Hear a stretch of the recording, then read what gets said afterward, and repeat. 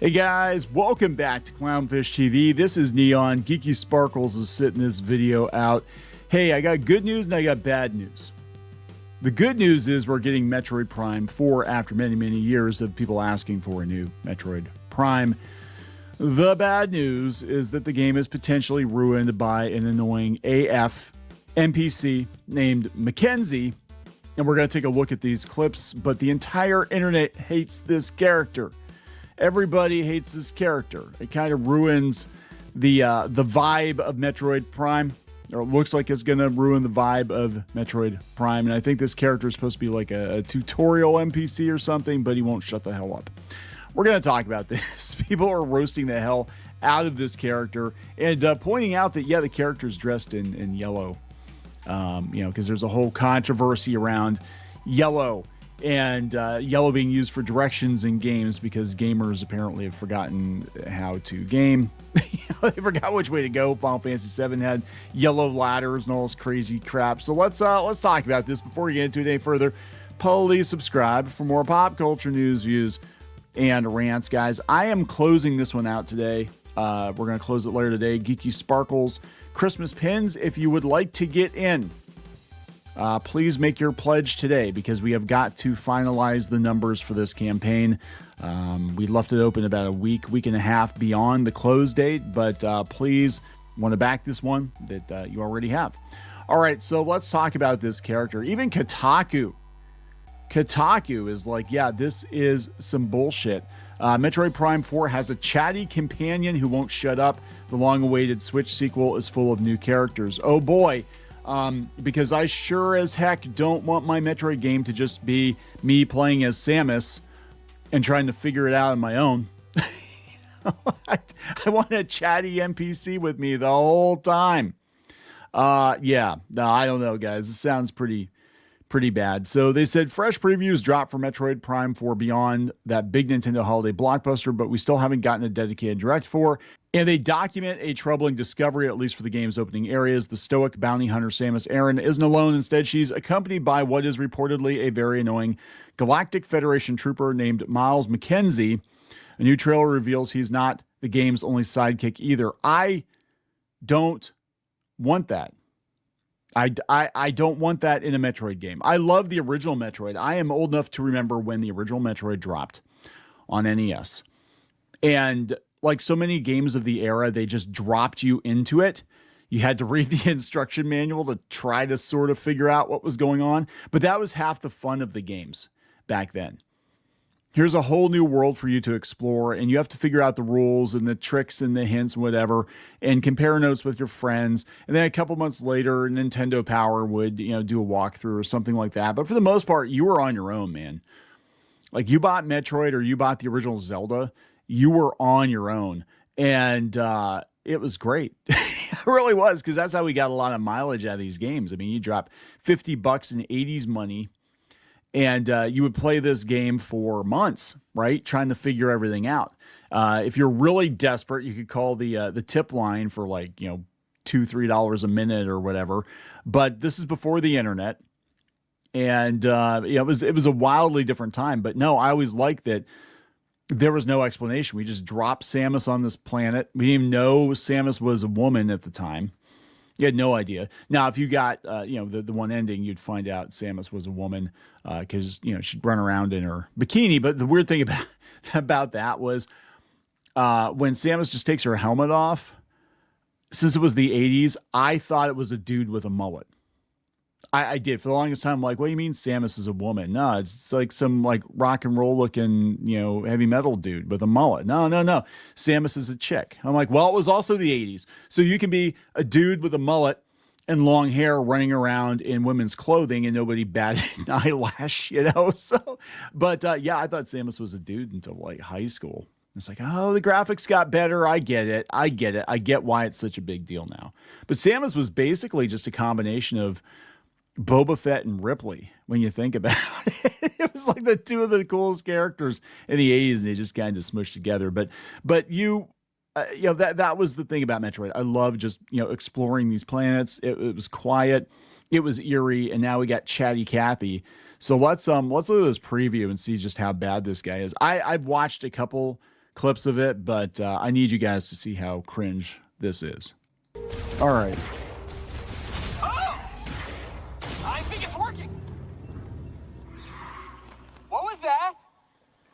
Oh my god, this is like a Marvel movie. Okay, that did not sound friendly. Okay, I got it. Oh my god.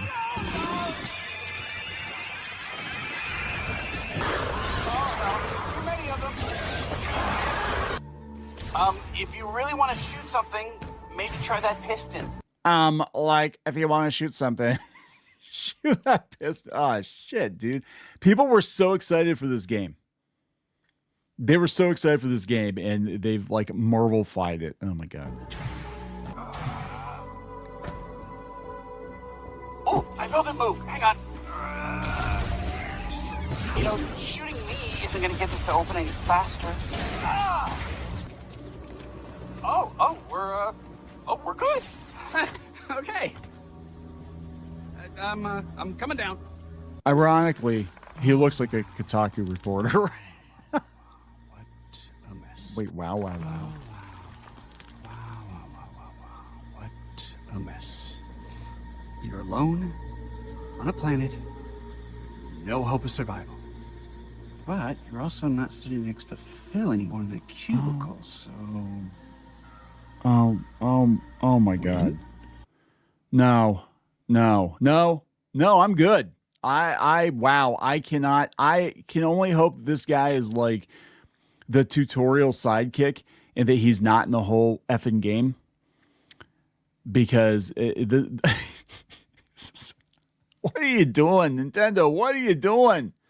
You were the chosen one. Between this and the censorship and the Gestapo legal tactics and their monetization efforts, and I don't even know if I can support this company anymore. I'm so like, what the hell are you doing? So IGN says, yeah, the characters in most of the preview. He said the last thing most of us want is an NPC constantly babbling nonsense in our ears, but sounds like that's exactly what Myles does, at least in the early part of the game. He sounds full of cringy, MCU-style quips and the most obvious tips, like telling you to use missiles to damage armored enemies. I was in complete disbelief at how Myles was constantly talking during gameplay, to the point where I dug around the settings to see if I could tone it down. This is coming from the IGN reporter. The only option I found was to mute voice acting entirely, which you don't want to do that. I mean, not good, potentially even worse. Myles isn't alone. A new trailer today revealed even more trooper companions. Oh boy. So it's like Aliens, but so much worse, right? The overview introduces 3 additional humans Samus will come into contact with seemingly in different parts of Metroid Prime 4's world, with previews stating that the game features 4 main biomes forking off the central desert hub area. This implies Samus will be working with one of the stranded troopers in each of these different areas. Oh, fuck that. Fuck that. I don't want that. I might be skipping this one. Everybody was really super excited for another Metroid, but damn. Though we have Dread. Dread was pretty good.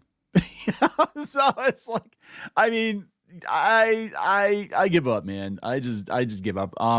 The memes are phenomenal. Here we have Elementary Gaming Podcast. Millennial writing has infected Metroid Prime 4. Let's see here. I was looking forward to Metroid Prime 4, but no way I'm asking Santa for a game with acting and dialogue. This shit tonally clashes with what Metroid is supposed to be. Unless Myles MacKenzie is killed off immediately, this game will be worse than Other M. Oh yeah, Other M was not that great.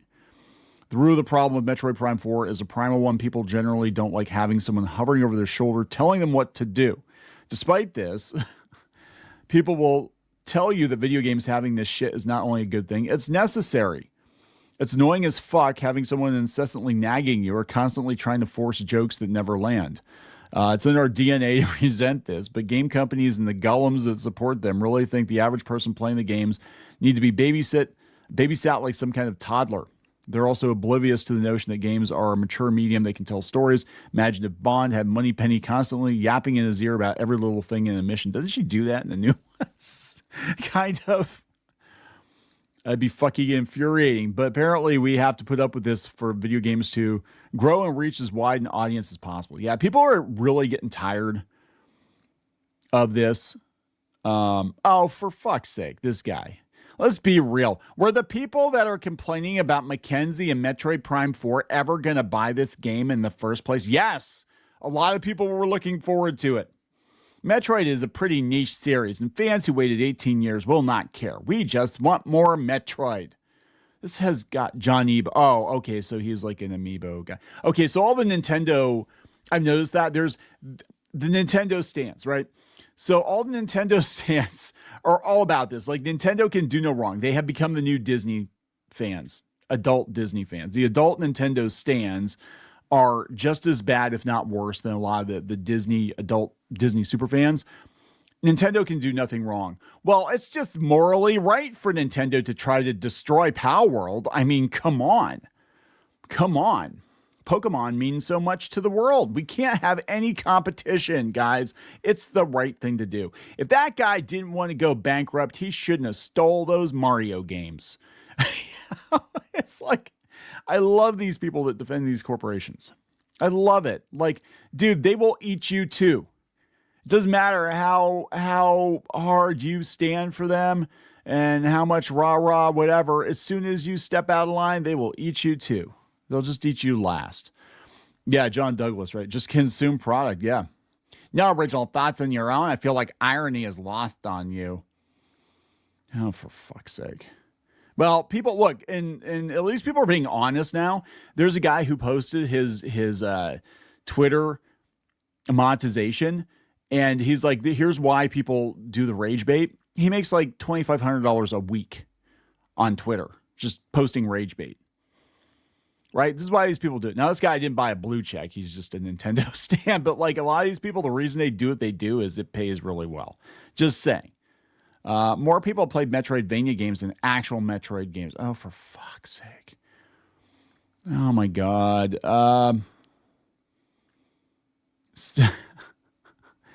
This guy's just, yeah, he's looking for engagement. Force Awakens was good. I don't know what you're talking about.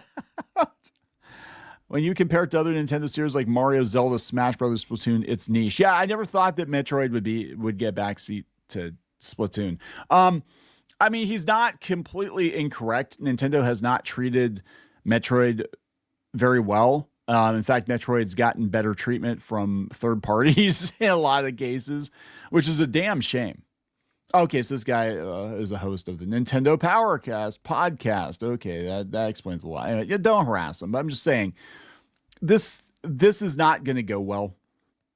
All the mainstream game publications, all the ones that you would think would defend this, are like, this is annoying as hell. Metroid Prime 4 Beyond delivers the series' trademark gameplay in spades, but I fear one very annoying addition might derail the whole thing. And Eurogamer, of course, IGN, Metroid Prime Beyond, the final preview. Oh God, I think he's in here too. He's like, there are stinky bugs. Let me see if this is the part where he's like, oh, look, those bugs are over there and they're stinky. And overbearing that I honestly found it hard to focus on what I was doing. Well, I'll be. It did work. Metroid Prime 3 Corruption features other bounty hunters that Samus occasionally crosses paths with, but it's never been this much of a focus. And throw in as many cutscenes as you want, but I can't help but feel a sacred line has been crossed when I'm playing a Metroid game and an annoying engineer tells me how to open my map, how to defeat an enemy, or reminds me to save without me asking for any of it. Oh God. There are far smarter, more nuanced ways to onboard new players and push a franchise forward while still respecting the reasons people love it in the first place. And the way Retro weaved Myles in caused a lot of dissonance that shattered the immaculate vibes the introduction set up. Trying to kill us. How am I supposed to soak in these gorgeous vistas and this epic, serious music when this guy is asking me if that weird smell is sweet or stinky? It's a strange smell around here. I'd had enough, and I tried to ditch Myles during a fight on a very cool bridge. I heard him yelling to not leave him behind, but before I knew it, he went down, and my visor prompted me to use Samus's psychic powers to revive him. I can't kill him. So I gotta be honest here. Super Mario Wonder, which is a good game. It's a very, very good game, right? I feel like that one kind of came and went. And people didn't pay that much attention to it, which is so weird because it was like, hey, we have a brand new 2D-ish Mario game. That's kind of a big deal, right? And it just kind of came and went. And it felt like a side story. Like the 2D Mario games now are no longer the main Mario series, which I think is very, very weird. And I didn't really care for Odyssey that much. But anyway, I hate the flowers.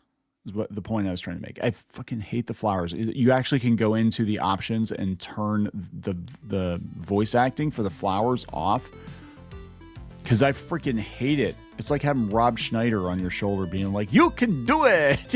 It's like, shut up. I don't want this in my game. Yeah, maybe I'm just getting old, but I don't think so. I think a lot of people hate this. I think this is going to go down as a huge, huge, huge mistake. Hopefully, Nintendo has the good sense to let people turn this guy off or something. Like maybe he's just on the, he's on like the easy mode or something. And it'd be awesome if hard mode's like, yeah, he's in it for like 20 seconds. He gets killed, gets his head ripped off or something. And then you just get to play without him, because it does pull you out of the experience. It does not feel like Metroid with this guy telling you what to do and where to go. Like I said, we used to I had grid paper. I had grid paper that I used for D&D that I made my own maps for Metroid and Zelda and a lot of those Nintendo games. I totally got off on that when I was a kid. I was all into that. And this just like totally ruins the experience. I don't know. Again, maybe I'm just old, but I don't think so. I'm going to wrap it up, guys. Please subscribe for more pop culture news, views, and rants. We'll talk later.